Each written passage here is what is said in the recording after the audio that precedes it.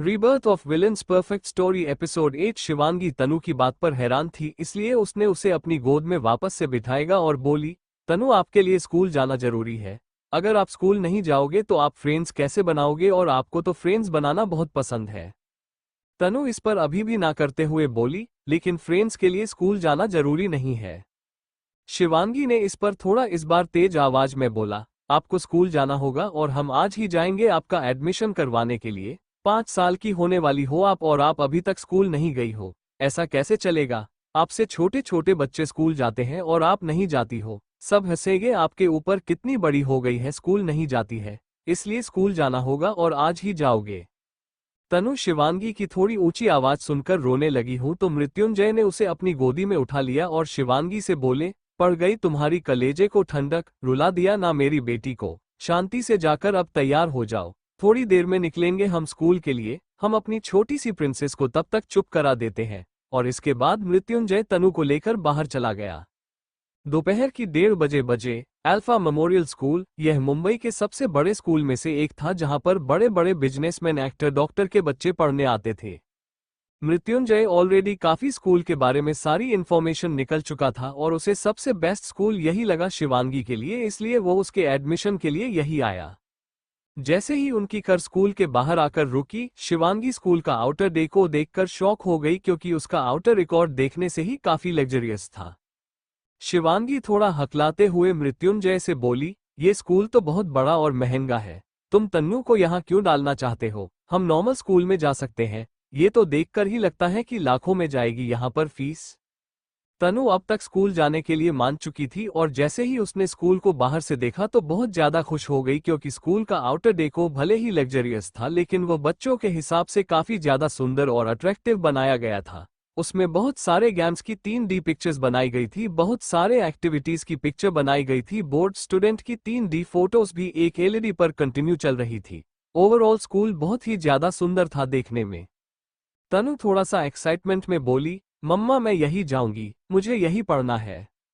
शिवांगी इस पर कुछ बोलती मृत्युंजय बोला, ऑफ कोर्स बेटा, आप यही स्कूल में एडमिशन लोगे और यहीं पर अपनी सारी की सारी क्लासेस लोगे। ये बहुत अच्छा स्कूल है और यहाँ पर हमारी तनु सेफ रहेगी। कोई भी मेरा राइवल स्कूल में नहीं आ सकता और तनु के ऊपर स्कूल टाइम में फुल सिक्योरिटी होगी और उसके ऊपर मेरी नजर होगी, तो तुम टेंशन मत लो। और मैं अपनी बेटी को कोई छोटे मोटे स्कूल में नहीं डालना चाहता। यहाँ पर एजुकेशन भी बहुत अच्छी मिलेगी और यहाँ की जो फैकल्टी है वो भी बहुत अच्छी है। फैकल्टी का शिवांगी को ज्यादा टेंशन नहीं था, उसे इस चीज के बारे में टीचर से बात करके ही पता चल जाता था कि टीचर्स की नॉलेज कहाँ तक है, क्योंकि शिवांगी खुद एक टीचर है। वो दोनों अंदर गए और सीधा प्रिंसिपल ऑफिस की तरफ गए। जैसे ही प्रिंसिपल को पता चला कि मृत्युंजय अग्निवेश आया है, उसने अपनी सारी मीटिंग्स को कैंसिल किया और सबसे पहले मृत्युंजय से मिलना प्रेफर किया। प्रिंसिपल सर ने अपने कुछ हाईली एक्सपीरियंस्ड टीचर्स को बुलाया जो कि तन्नू का टेस्ट लेने वाले थे। एक टीचर ने तनु से पूछा, बेटा आपका पूरा नाम क्या है। तन्नू सैनी, तनु ने जवाब दिया, जिस पर वो सब टीचर्स उसे देखने वालों की मृत्युंजय का सरनेम अग्निवेश है। शिवांगी को इस पर थोड़ा सा ऑकवर्ड फील हुआ और उसने तनु से कहा, तनु आपका पूरा नाम तनु अग्निवेश है। तनु इस पर बड़ी ही मासूमियत से बोली, लेकिन आपने ही तो कहा था जब मेरा पहले वाले स्कूल में एडमिशन हुआ था कि मेरा नाम तन्नू सैनी है।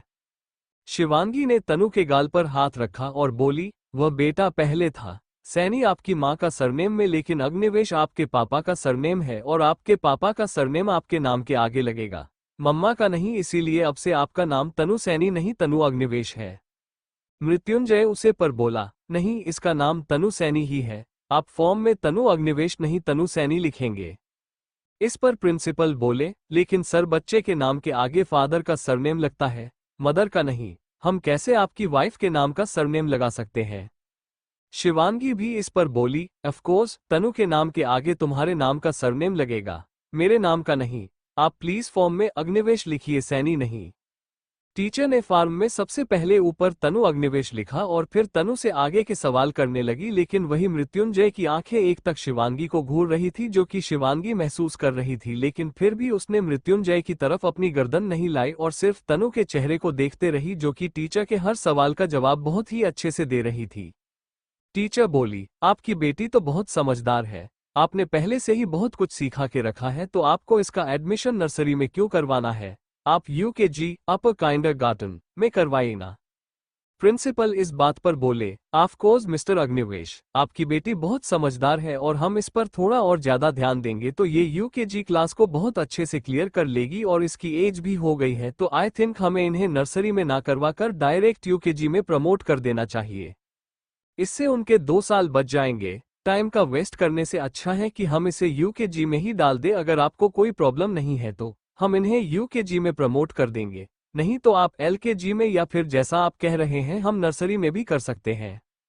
मृत्युंजय ने इस पर शिवांगी की तरफ देखा तो उसने भी हमें अपनी गर्दन हिला दी, क्योंकि शिवांगी को भी यह पता था कि नर्सरी में तनु का एडमिशन करवाना मतलब उसकी स्टडी को लेट करना जैसा है, क्योंकि 2.5 साल के बच्चे को ही आज के टाइम में स्कूल में एडमिशन दिला दिया जाता है और यहाँ पर तनु की एज अब 5 साल की होने वाली थी।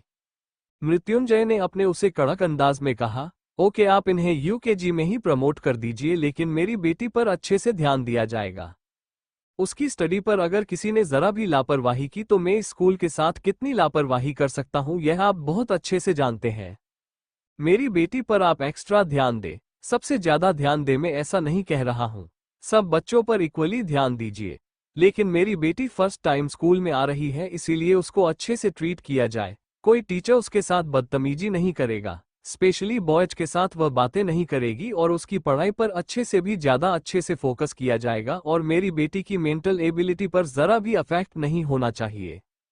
इस पर प्रिंसिपल बोले, डोंट वरी मिस्टर अग्निवेश, हम आपकी बेटी का बहुत अच्छे से ध्यान रखेंगे और उसकी मेंटल एबिलिटी पर भी कोई भी फर्क नहीं पड़ेगा। इसके बाद एक टीचर ने तनु को एक पेपर दिया और बोली, बेटा आप इस पेपर में जितने भी क्वेश्चन से उनके आंसर कर दीजिए। ओक, तनु ने कहा और वह पेपर ले लिया। प्रिंसिपल सर खड़े होते हुए बोले, अगर आप दोनों को स्कूल का एक राउंड लेना है तो आप वह भी ले सकते हैं, मतलब अगर आपको देखना है कि स्कूल कैसा है अंदर से और टीचर्स किस तरीके से पढ़ा रहे हैं, आप सब कुछ चेक कर सकते हैं। ऑफ कोर्स, कहते हुए मृत्युंजय खड़ा हुआ और अपने ब्लेजर को ठीक करते हुए बोला, मुझे सब कुछ चेक करना है, स्पेशली यहाँ के वॉशरूम और यहाँ की मेडिकल फैसिलिटीज। शिवांगी और मृत्युंजय प्रिंसिपल साहब के साथ बाहर निकले और प्रिंसिपल सर खुद मृत्युंजय और शिवांगी को पूरे स्कूल को दिखाने लगे। शिवांगी को अंदर से भी स्कूल काफी ज्यादा अच्छा लगा था और उसे मृत्युंजय से तो जैसे अब और भी ज्यादा प्यार होने लगा था, क्योंकि तनु उसकी खुद की औलाद नहीं थी फिर भी उसके लिए वो इतना सब कुछ कर रहा था। ये देखकर शिवांगी का दिल तो जैसे ही गार्डन गार्डन हो गया था। जब मृत्युंजय ने शिवांगी को खुद को ऐसे घुरते हुए देखा तो वह रुका और प्रिंसिपल सर से बोले, आगे का स्कूल में और मेरी वाइफ खुद देख लेंगे, आप अपने केबिन में जाइए। प्रिंसिपल सर वहां से चले गए और मृत्युंजय शिवांगी का हाथ पकड़ा और उसे एक कंस्ट्रक्टेड साइड कॉरिडोर की तरफ ले गया जहां पर उस वक्त कोई नहीं था। यह एरिया क्लासेस और स्टाफ रूम से काफी ज्यादा अलग था। यहाँ पर एक्स्ट्रा करिकुलर एक्टिविटीज के लिए एक बड़ा सा ऑडिटोरियम बनाया जा रहा था जो कि अभी खाली था और यहाँ पर सीमेंट रोड़ी यह सब रखा हुआ था। शिवांगी तुरंत बोली, क्या कर रहे हो, यहाँ क्यों लेकर आए, तुम्हें तो स्कूल घूमना था ना। मृत्युंजय ने शिवांगी को एक दीवार से लगाया और उसके चेहरे के करीब अपना चेहरा ले जाते हुए बोला, स्कूल तो हम बाद में भी देख लेंगे, स्कूल थोड़ी कहीं भागे जा रहा है, स्कूल के पैर नहीं होते रेबिट क्वीन पर तुम्हारे पैर है और तुम मुझसे बहुत भाग रही हो और तुम्हारा भागना ना मुझसे बर्दाश्त नहीं हो रहा। कहते हुए मृत्युंजय ने अपनी नाक को शिवांगी की नाक से टच किया और उसे हिलने लगा। शिवांगी धीरे से बोली, मृत्युंजय हम स्कूल में हैं। देन व्हाट, मृत्युंजय ने अपनी मैग्नेटिक वॉइस में कहा। मृत्युंजय प्लीज, ये गलत है, शिवांगी ने मृत्युंजय को रोकते हुए कहा। इसके होंठ उसके होठों के करीब आ रहे थे। मृत्युंजय ने अपने होंठ शिवांगी के होंठ पर रखे और बोला, everything is right in love and war and it's love, my obsessed love, you are my perfect obsession rabbit queen, now I can't resist myself, I want to eat you, I want to love you, I want to intimate। लेकिन इससे पहले कि मृत्युंजय कुछ बोलना, शिवांगी ने अपने होंठ मृत्युंजय के होंठ पर चलाना शुरू किया और उसे किस करने लगी। शिवांगी बड़े ही शिद्दत से मृत्युंजय के होठों को किस कर रही थी और मृत्युंजय के हाथ शिवांगी की पीठ पर और कमर पर इधर उधर चल रहे थे।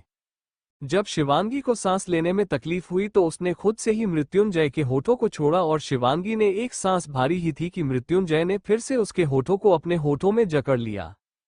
उसे खाली कॉरिडोर में शिवांगी और मृत्युंजय की गहरी गहरी सांस और उनकी किस की आवाज गूंजने लगी। शिवांगी को एहसास था कि वो स्कूल में है, इसीलिए उसके गाल अपने आप ही टमाटर की तरह लाल होने लगे और वह मृत्युंजय को पीछे धक्का देने लगी। लेकिन वो जितना मृत्युंजय को पीछे धक्का देती, मृत्युंजय उतना ही शिवांगी को अपने और करीब करता और उसे और भी ज्यादा पैशनेट तरीके से किस करता। जब तक मृत्युंजय खुद से सेटिस्फाई नहीं हुआ, उसे शिवांगी के होठों को आजाद नहीं किया। मृत्युंजय अपने होंठ शिवांगी के कंधे पर रखते हुए बोला, हम घर कब जाएंगे? शिवांगी ने अपनी गर्दन दूसरी तरफ करते हुए बोली, मैं और तनु घर जाएंगे, तुम ऑफिस जाओगे। मृत्युंजय जैसे ही यह सुना, उसके होंठ जो कि बहुत ही सॉफ्टली शिवांगी के कंधे पर गर्दन पर चल रहे थे, उन्होंने अपनी चाल बदल दी और शिवांगी को अब किस की जगह बाइट करने लगे। आहा! शिवांगी के मुंह से निकला तो मृत्युंजय ने उसके होठों पर अपने हाथ रखे और बोला, गलत बात है रैबिट क्वीन, ऐसी आवाज एक कमरे में अच्छी लगती है, स्कूल में नहीं। शिवांगी कुछ बोल नहीं सकती थी, इसीलिए वो सिर्फ आंखों से ही गुस्सा कर रही थी और मृत्युंजय को घूर रही थी और जैसे बोलना चाहती थी कि उसे इस तरीके की आवाज निकालने पर उसी ने उसे मजबूर किया है। मृत्युंजय के चेहरे पर एक सेटिस्फैक्शन वाली स्माइल आई और उसमें शिवानी के चेहरे को अपने दोनों हाथों में भरा और बोला, ऐसे ना मुझे तुम देखो, मैं बेसब्र हो जाऊंगा, कहीं जो सुहागरात रात को कमरे में होने वाली है वो यही ना हो जाए। शिवांगी की यह सुनकर आंखों हैरानी से और भी ज्यादा बढ़ गई और उसने मृत्युंजय के हाथ पर काटा, जिससे मृत्युंजय ने तुरंत अपना हाथ उसके मुंह से हटाया और बोला, क्या करती हो रैबिट क्वीन, मेरा हाथ क्यों काटा?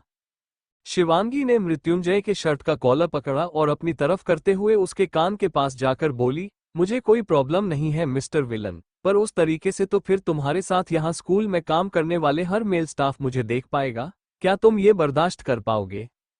मृत्युंजय इस पर शिवांगी की आंखों में देखा और बोला, कोई देखने की जरा हिम्मत तो करके दिखाए, उसकी जिंदगी उसकी सांसें छीन लूंगा। ये सुनकर अपने आप ही शिवांगी के चेहरे पर एक मुस्कान तैर गई और वह धीरे से बोली, I am ready for tonight, always. कुछ देर में पूरा स्कूल घूमकर मृत्युंजय और शिवांगी वापस से प्रिंसिपल रूम में आए, जहां पर दोनों अपना टेस्ट दे चुकी थी और एक टीचर उसका टेस्ट चेक कर रही थी। जैसे ही मृत्युंजय और शिवांगी रूम के अंदर आए, उस टीचर ने कहा, आपका टेस्ट तो बहुत अच्छा था, आपने मोस्टली सभी क्वेश्चंस के आंसर्स बहुत अच्छे से करे हैं, कुछ क्वेश्चंस के आंसर्स में थोड़ी सी मिस्टेक थी, बट कोई बात नहीं, जब आप क्लासेस लेंगे तो आपके वो सारे क्वेश्चंस के आंसर्स भी ठीक हो जाएंगे। तनु ने ये सुनकर एक प्यारी सी स्माइल उसे टीचर को पास की। इसके बाद मृत्युंजय ने सारी की सारी फॉर्मेलिटी पूरी करी, फीस को पूरा भरा और ये तय किया कि आने वाले न्यू सेमेस्टर से तनु स्कूल में पढ़ने के लिए आएगी, क्योंकि अभी स्कूल में कुछ ही समय बाद इस ईयर के फाइनल एग्जाम होने वाले थे। वो तीनों वहां से निकल गए। रात का वक्त, मृत्युंजय का कमरा। मृत्युंजय अपने कमरे में सोफे पर बैठकर अपने लैपटॉप पर अपने ऑफिस का कोई काम कर रहा था और शिवांगी इस वक्त तनु के कमरे में थी, जो उसे सुलाने गई थी। थोड़ी देर में शिवांगी तनु को सुलाकर उवासी लेते हुए कमरे में आई और सीधा बेड पर गिरते होते हुए बोली, मैं तो आज बहुत ज्यादा थक गई। जब मृत्युंजय ने ये सुन तो उसकी आईब्रो ऊपर उठ गई और उसने तुरंत अपना लैपटॉप बंद किया और टेबल पर रखा और बेड की तरफ आने लगा। शिवांगी ने अपनी आंखें बंद कर ली कि तभी उसे अपने ऊपर भार सा महसूस हुआ और उसने अपनी आंखें हल्की सी खोली और उदासी जैसा चेहरा बनाकर बोली, तुम मेरे ऊपर क्या कर रहे हो, हटो, मुझे नींद आ रही है। शिवांगी यह बोल करवट लेने वालों की मृत्युंजय ने वापस से उसे सीधा किया और उसके चेहरे पर अपना चेहरा झुकते हुए बोला, गलत बात है रैबिट क्वीन, तुम बार बार अपने प्रॉमिस से ऐसे पीछे नहीं है सकती। प्रॉमिस का सुनकर उसे याद आया कि उसने आज दोपहर में ही उसे एक ऐसा प्रॉमिस किया था जिसमें वो बहुत ज्यादा थमने वाली थी, जिस पर उसने मायूसी वाला चेहरा बनाया और बोली, कल पक्का, अभी नहीं, मुझे सोने दो प्लीज। मृत्युंजय अब तक शिवांगी के चेहरे के बिल्कुल करीब आया और उसने अपनी को वॉइस में कहा, तो तुम सो जाओ ना, मुझे कोई फर्क नहीं पड़ता, तुम सो जाओ, मैं तुम्हें तुम्हारे सोने के बाद प्यार करूंगा। शिवांगी इस पर बोली, ऐसा थोड़ी होता है, प्लीज आज छोड़ दो, आज इंटीमेट होना जरूरी है क्या? बहुत जरूरी है, मृत्युंजय एकदम से कहा तो शिवांगी कैसे पर आंखें बड़ी हो गई और मृत्युंजय ने उसके होठों को तुरंत अपने होठों में कैद किया और उसके हाथ को अपने हाथों में जकड़ा। हर बढ़ते पल के साथ मृत्युंजय और शिवांगी की किस और भी ज्यादा डीप होती जा रही थी और मृत्युंजय के हाथ शिवांगी की बॉडी पर बहुत ही सिलेक्टिव वे में चलने लगे थे। शिवांगी अब खुद को और ज्यादा रोक नहीं पाई और वो भी मृत्युंजय को रिस्पांस देने लगी। मृत्युंजय ने उसे अपनी बाहों में समेट लिया और दोनों के ही दिल तेजी से धड़कने लगे। शिवांगी उसके होठों को बहुत सॉफ्टली किस कर रही थी। हालांकि उसके और मृत्युंजय के बीच बहुत बार किस हो चुकी थी, लेकिन या तो गुस्से में मृत्युंजय उसके करीब आया था या नशे में, पर आज दोनों होश में एक दूसरे के जिस्म को धीरे धीरे सौंप रहे थे। धीरे धीरे मृत्युंजय ने उसके होठों को पूरी तरह से अपने होठों में कैप्चर कर लिया और उसे बेतहाशा चूमने लगा। कुछ देर बाद मृत्युंजय ने शिवांगी के होठों को छोड़ा और उसकी गर्दन पर किस करने लगा। वो कभी उसकी गर्दन पर किस करता तो कभी उसके कंधों पर तो कभी उसके होंठ शिवांगी के सीने पर चलने लगते। शिवांगी के हाथ उसके सिर पर उसके बालों में उलझे हुए थे और मृत्युंजय उसे बेहताशा प्यार किए जा रहा था। दोनों की ही सांसें बेहद गहरी चल रही थी। मृत्युंजय उसे किस करते हुए उसके पेट पर आया और उसे उसके पेट पर भी बड़े ही प्यार से किस करने लगा। शिवांगी का रोम रोम कांप उठा। वो पूरी तरह से मृत्युंजय की छुअन से सिहर रही थी। मृत्युंजय ने उसके चेहरे की तरफ देखा और उसके कब्डों पर अपने हाथ रखकर बोला, can I rabbit queen. Shivangi मदहोशी भरी आवाज में बोली, इजाजत उन्हें दी जाती है। जो गैर हो, मैं हमेशा से तुम्हारी थी, तुम्हारी हूं और हमेशा तुम्हारी रहूंगी। Always yours and only only yours. उसकी बात सुनते ही मृत्युंजय ने धीरे धीरे एक एक कर उसके कब्डों को उसके जिस्म से आजाद कर दिया। शिवांगी बस पूरी तरह से मृत्युंजय में खोई हुई थी। मृत्युंजय उसे देखते हुए उसके ऊपर झुका और शिवांगी को बड़ी ही शिद्दत से अपना बनाने लगा। वो उसमें शामिल हुआ। शिवांगी दर्द से करहा उठी। मृत्युंजय ने उसके हाथ को अपने हाथों में जकड़ लिया और उसके होठों को अपने होठों में कैद कर लिया। वो शिवांगी को वो दर्द देना नहीं चाहता था, लेकिन फिर भी इस प्यार के खेल में शिवांगी को दर्द हो रहा था। वो दोनों ने फाइनली खुद को एक दूसरे की आगोश में सौंप चुके थे। सुबह का वक्त जब शिवांगी की आंखें खुले तो उसने देखा कि वह मृत्युंजय के सीने पर सर रखकर सो रही है और मृत्युंजय उसे अपनी बाहों में पकड़कर सो रहा है। मृत्युंजय का चेहरा देखकर उसके चेहरे पर अपने आप ही मुस्कान आ गई, लेकिन तभी उसके दिमाग में अचानक से 2 रात पहले वाली बात याद आ गई जब उसने कहा था कि वह आदत से प्यार करता है और उसकी मोहब्बत उससे छिन गई है। शिवांगी को अभी तक आदत के बारे में पूरी बात नहीं पता चली थी और उसे आज किसी भी हालत में योगिता जी से आदत के बारे में सब कुछ पूछना था। शिवांगी धीरे से उठी और मृत्युंजय को ब्लैंकेट से अच्छे से कर किया और टॉवल लेकर वॉशरूम में चली गई। शिवांगी वॉशरूम में शावर के नीचे बात लेने लगी कि तभी उसकी नजर आईने की तरफ गई, जहां पर उसने अपनी बॉडी पर पिछली रात मृत्युंजय के दिए गए उन लव बाइट्स के निशान को दिखा, जिससे उसके चेहरे पर एक प्यारी सी मुस्कान आ गई। लेकिन उसने उस पर ज्यादा ध्यान नहीं दिया और जल्दी से नहाकर बाहर खुद के बादल पर टॉवल लपेटकर आई हो जल्दी से प्रोजेक्ट में जाकर उसने एक पटियाला सूट पहना। शिवांगी ने सिंपल बेबी पिंक कलर का पटियाला सूट पहनना, उसका दुपट्टा अपने बदन से लगाया और अपने बालों को बनाकर उन्हें खुला छोड़कर तुरंत कमरे से बाहर निकल गई। शिवांगी नीचे हॉल में आए तो उसने देखा कि पूजा घर में योगिता जी अभी पूजा कर रही है, इसीलिए उसने उन्हें डिस्टर्ब नहीं किया और शांति से पूजा घर में जाकर उनके पास जाकर बैठ गई और भगवान के सामने हाथ जोड़ लिए। थोड़ी देर में योगिता जी ने अपनी पूजा खत्म करी और जैसे ही आरती की थाल लेकर पलटी, उनकी नजर आंखें बंद किए अपने हाथ जोड़ बैठी शिवांगी की तरफ गई और उन्होंने शिवांगी के सर पर हाथ रखते हुए कहा, क्या हुआ शिवांगी, आज अचानक से मंदिर में? शिवांगी ने भी अपनी आंखें खोली और उनके साथ खड़ी होते हुए बोली, कुछ नहीं, बस आज भगवान के दर्शन करने का मन कर रहा था तो यहाँ आ गई। योगिता जी ने मंदिर से बाहर निकलते हुए कहा, क्या खाओगे आज खाने में? शिवांगी भी उनके साथ बाहर आते हुए बोली, जो आप बनाओ। योगिता जी ने इस पर रुककर कुछ पल शिवांगी को देखा और फिर बोली, तुम कभी अपनी पसंद भी बता दिया करो, हमेशा मेरी तनु की और मृत्युंजय की पसंद से ही खाती हो। शिवांगी इस पर मुस्कुराई और योगिता जी के साथ किचन की ओर जाते हुए बोली, अभी खाना तो खाना होता है ना, अभी खाने में कुछ भी हो बस अच्छे से खा लेना चाहिए। योगिता जी शिवांगी के साथ किचन में गई और फिर उसके साथ मिलकर उन्होंने मेथी के पराठे, मूंग दाल का हलवा और लस्सी बनाए। अभी तक मृत्युंजय और तनु सोकर नहीं उठे थे और अभी सुबह के सिर्फ 7:30 बज रहे थे, जिस वजह से उन्होंने खाने को ढककर स्लैब पर रखा और बाहर आ गई। शिवांगी योगिता जी के साथ बाहर गार्डन में आई और उसने चलते हुए अचानक से कहा, अब आप मुझे आदत के बारे में सब कुछ बताएंगे क्या? योगिता जी इस पर रुक गई और पलटकर उन्होंने शिवांगी को देखा और मुस्कुराते हुए बोली, मतलब तुम्हें आदत के बारे में जानना ही है, तुम बिना उसके बारे में जाने नहीं रह सकती। नहीं, शिवांगी एकदम से कहा और फिर बोली, आप प्लीज बताइए ना। योगिता जी शिवांगी के साथ झूले पर आई और बोली, मैंने तुम्हें इतना तो बात ही दिया था कि आदत और मृत्युंजय एक साथ रहा करते थे और आदत प्रेग्नेंट थी। दोनों बहुत आराम से अपने फ्लैट में रहते थे। एक दिन आदत के काफी जिद करने पर मृत्युंजय एक कंपनी में इंटरव्यू देने गया जॉब के लिए, क्योंकि उसे अपने पापा को बिजनेस नहीं संभालता था। शायद अगर उस दिन मृत्युंजय नहीं जाता तो आज आदत जिंदा होती। शिवांगी योगिता जी की बात पर एकदम से बोली, मतलब आदत मर चुकी है और मृत्युंजय को बच्चा कहाँ है? योगिता जी ने नाम आंखों से शिवांगी को देखा और बोली, वह भी आदत के साथ मर गया। 5 साल पहले मृत्युंजय का फ्लैट। आदत में कैसे कैसे मृत्युंजय को एक कंपनी में जॉब इंटरव्यू के लिए भेजी दिया था और वह अकेले ही घर में थी और घर का कुछ काम कर रही थी। आज मैं ऊपर आसमां नीचे, आज मैं आगे जमाना है पीछे। गाने की लाइन गाते हुए आदत इधर उधर घूमकर घर का काम निपटा रही थी।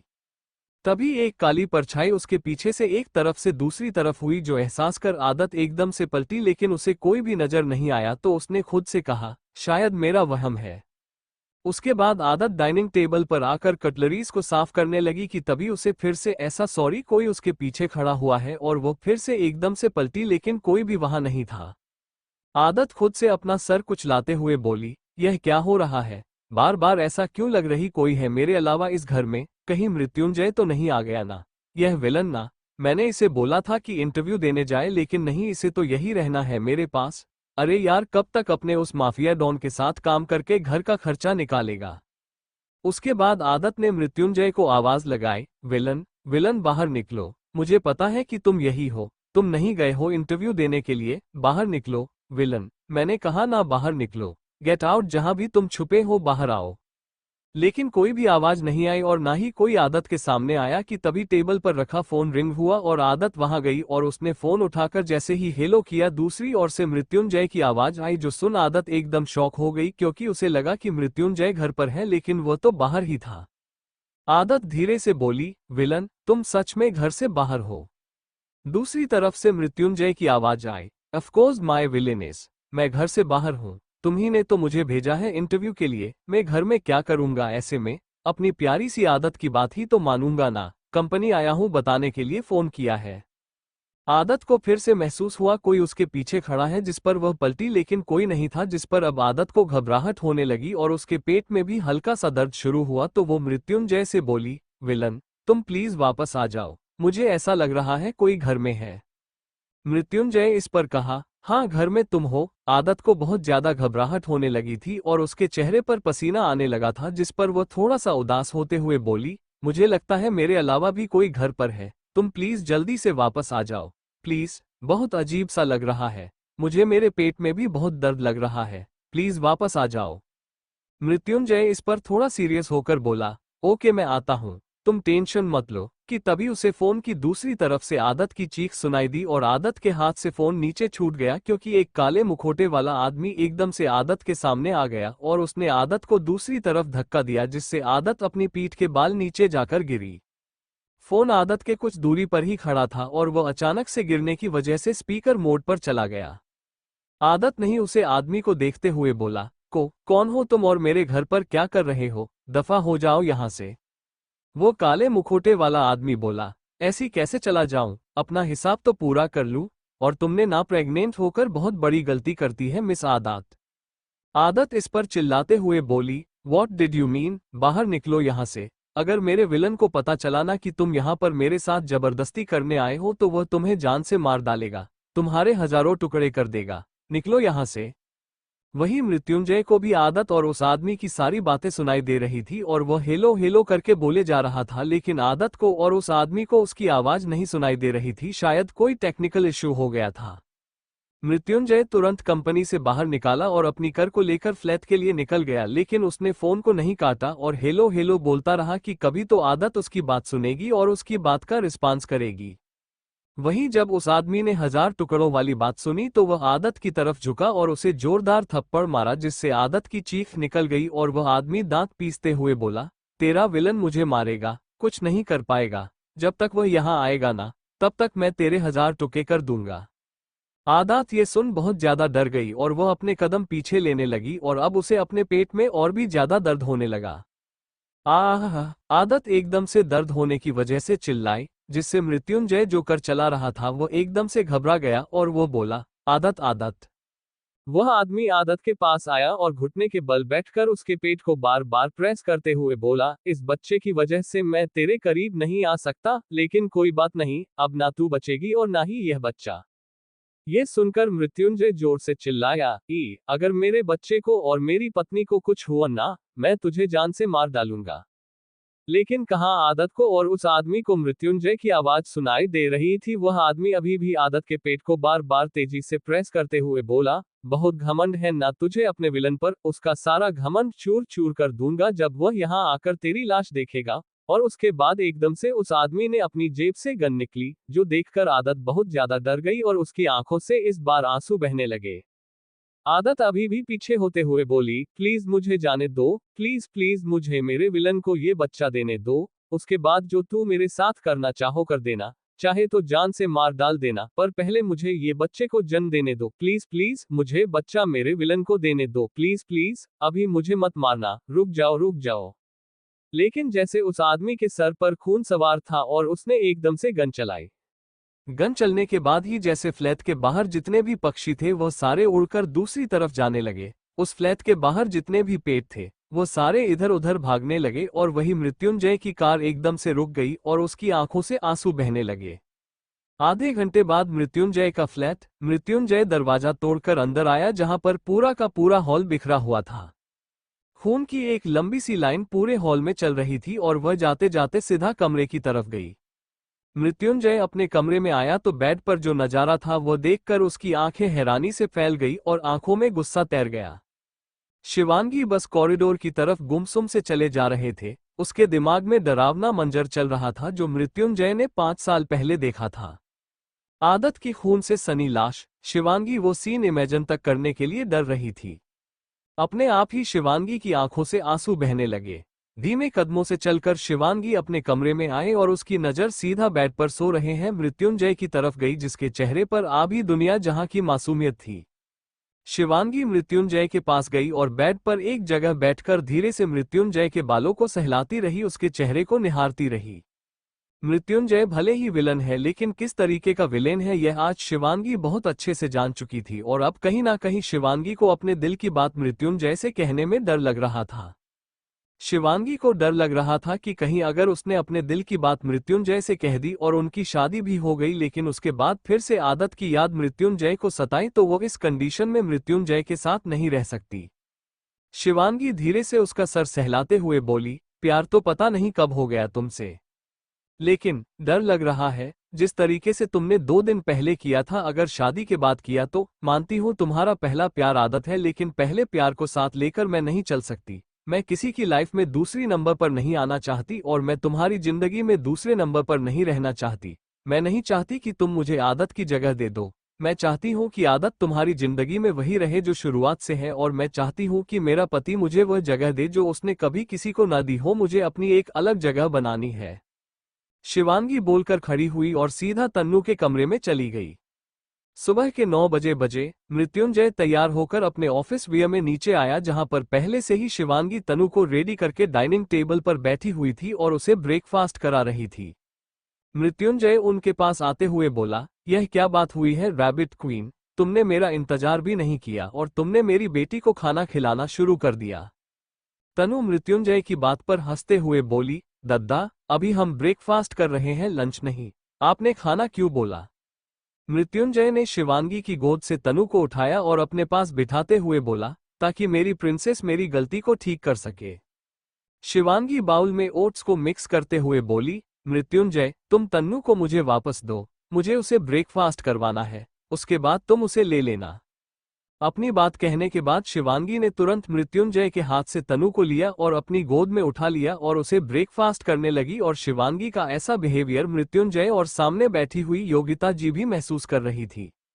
योगिता जी खुद से मन में बोली, इसीलिए मैं तुम्हें आदत के बारे में कुछ नहीं बताने चाहती थी। मुझे पता था जैसे ही तुम्हें आदत के बारे में सब कुछ पता चलेगा तुम मृत्युंजय से दूर होने की कोशिश करोगी। तुम्हें तो उसके बारे में पता किए 1 दिन नहीं हुआ और तुमने मृत्युंजय से दूरी बनाना शुरू भी कर दिया।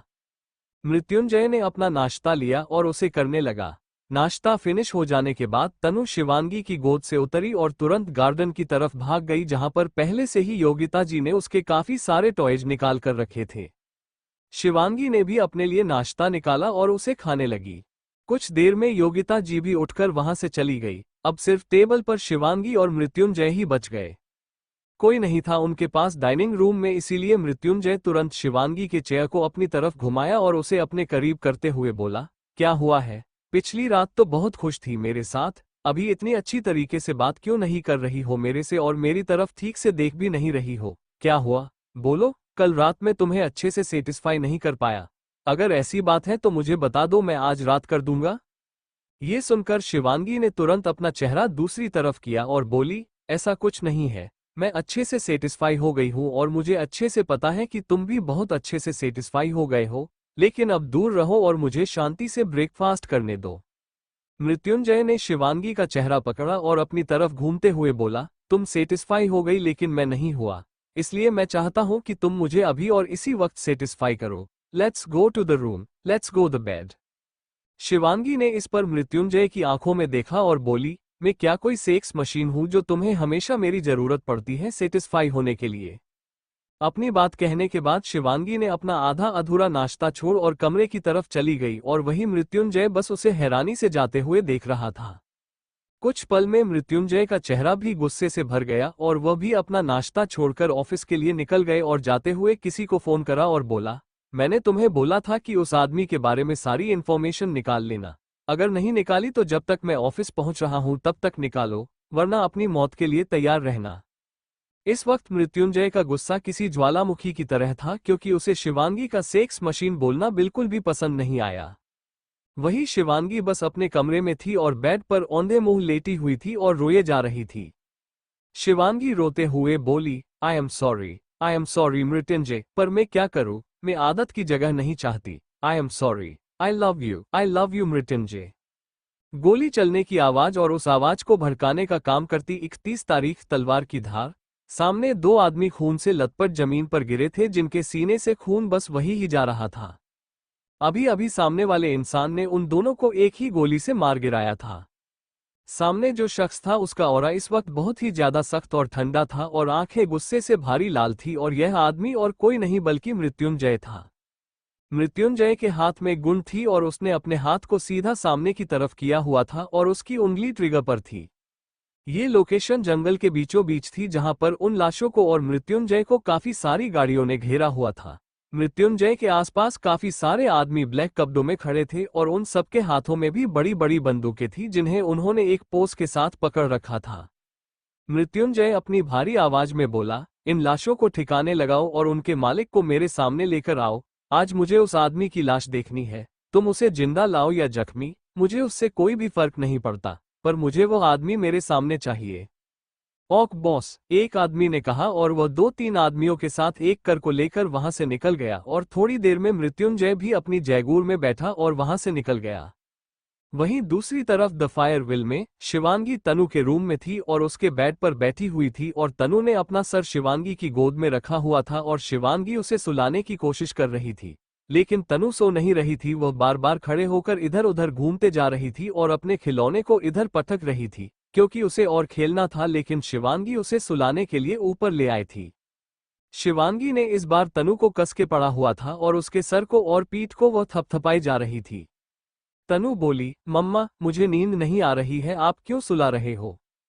शिवांगी बोली, आ जाएगी बेटा, कोशिश करो। तनु इस पर उठी और शिवांगी के चेहरे को देखते हुए बोली, लेकिन मुझे नींद नहीं आ रही है मम्मा, मैं देख चुकी, मैं कोशिश कर चुकी, नहीं आ रही है मुझे नींद, मैं क्या करूं? आप मुझे खेलने दो ना, मैं अपने आप जब थक जाऊंगी सो जाऊंगी। शिवांगी भी अब तनु पर ज्यादा जोर नहीं देना चाहती थी, इसीलिए वो बोली, अच्छा ठीक है, लेकिन कमरे से बाहर जाकर मत खेलना, यही खेलना। ओक, तनु ने कहा और वह खेलने लगी और शिवांगी वहां से उठकर अपने कमरे की तरफ चली गई। पूरा दिन शिवांगी के दिमाग में आदत और मृत्युंजय घूमते रहे। वह चाहकर भी उन दोनों को अपने दिमाग से नहीं निकल पा रही थी और उसका सारा दिन ऐसे ही निकल गया। रात के वक्त मृत्युंजय को आने में लेट हो गया था और वह अपनी यह बात घर में बता चुका था, इसलिए सबने अपना डिनर कर लिया था और कमरे में सोने चले गए थे।